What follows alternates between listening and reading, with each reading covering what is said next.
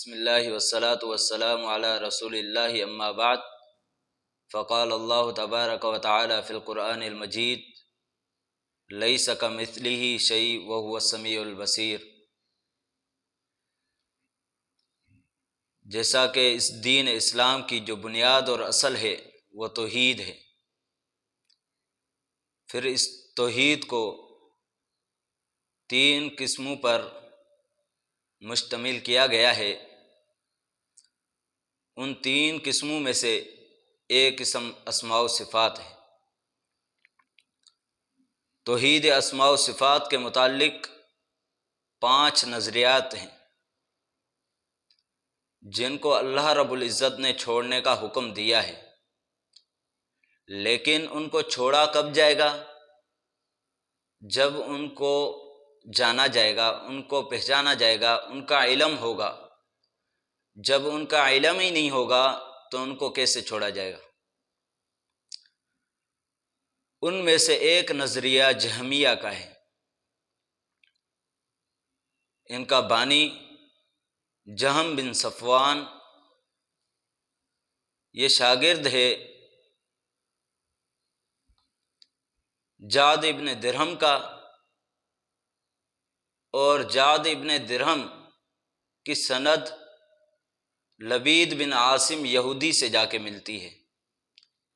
یہ لبید بن عاصم یہودی وہ بدبخت ہے جس نے نبی علیہ السلام پر جادو کیا تھا۔ اب غور کی بات یہاں یہ ہے کہ انکار اسماء و صفات کے پیچھے بھی ایک یہودی کا ہاتھ ہے۔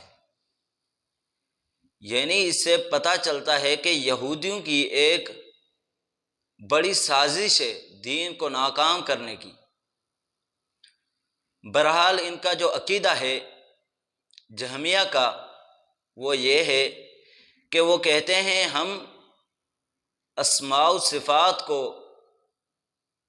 مانتے ہی نہیں ہیں، لفظاً و معناً انکار کرتے ہیں۔ کیوں؟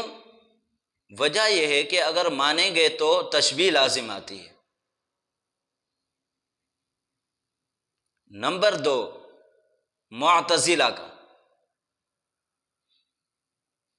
یہ کہتے ہیں کہ ہم اسماء و صفات کو مانتے ہیں، اللہ رب العزت کی جو اسماء اور صفات ہیں ہم ان کو مانتے ہیں، لیکن لفظاً معناً ان کا انکار کرتے ہیں۔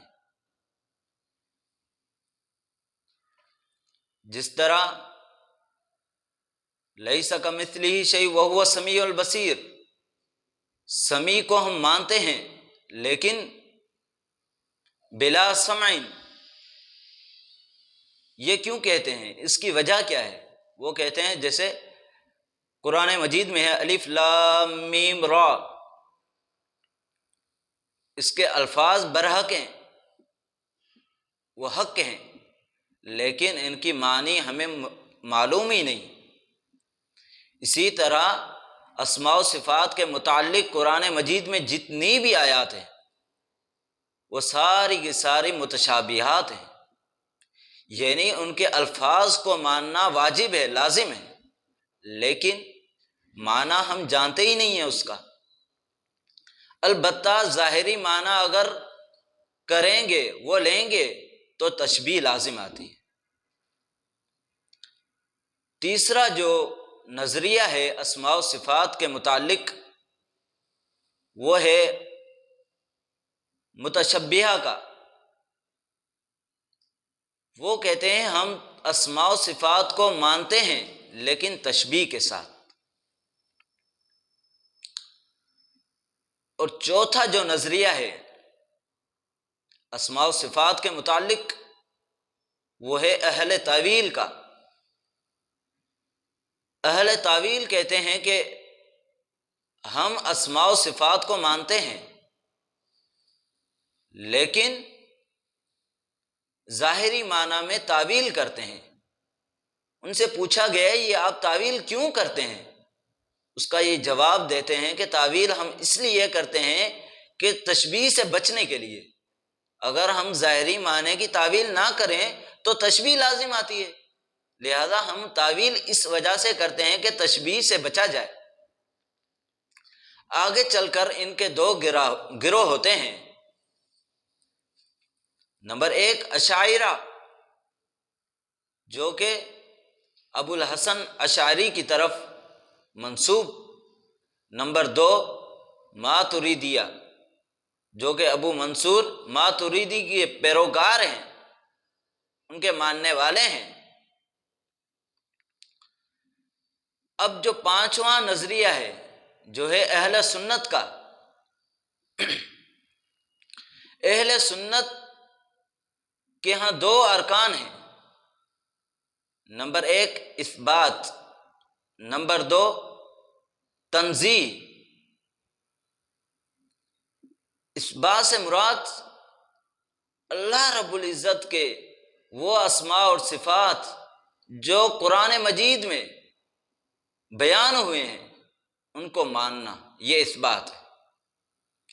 تنزیہ سے مراد اللہ رب العزت کے متعلق وہ اسماء جو اللہ کے لائق نہیں، اللہ کے شیان و شائن نہیں، تو ان کی نفی کرنا، ان کو چھوڑنا۔ لیکن یاد رکھنا، نفی کرتے کرتے اللہ رب العزت کی اسماء اور صفات کو معطل نہیں کرنا، بلکہ تنزیہ بلا تعطیل۔ یہ پانچ نظریے تھے جو بیان کیے گئے۔ اب دیکھیں ان میں سے ہر ایک نے اپنے نظریے کو توحید کا نام دیا ہے۔ اب یہاں پر جو اہل سنت کا نظریہ ہے اثبات بلا تشبیہ، اثبات کہہ کر دو گمراہ کن فرقوں کا رد کیا گیا، جہمیہ اور معتزلہ کا رد ہے۔ بلا تشبیہ کہہ کر مشبہہ کا بھی رد کر دیا گیا ہے۔ یہ اہل سنت کا نظریہ ہے جو کہ درست ہے۔